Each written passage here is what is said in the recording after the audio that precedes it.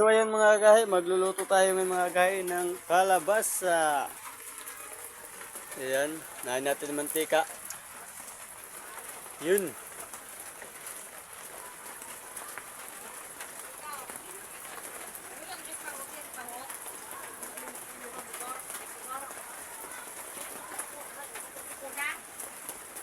So ayan, ito nga pala yung ating kalabasa. Yung magic sarap. Saka ito ang ahos. Yan.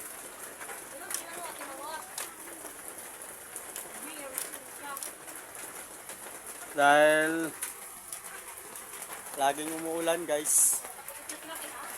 Tingnan nyo naman. Yan. Maulan. Sobrang ulan. So.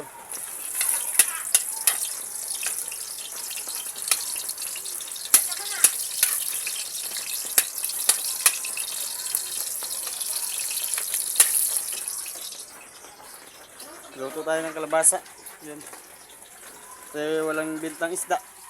Ito, gulay tayo kasi ito lang naman ang pag nasa bukid tayo. Ito madali nating makuha pang ulam.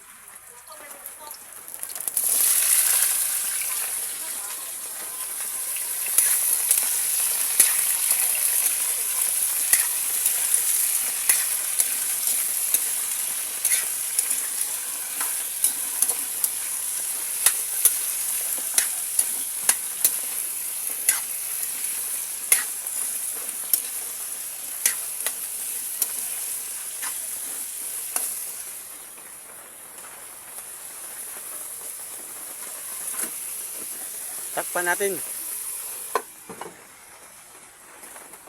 Tingnan yung kanin.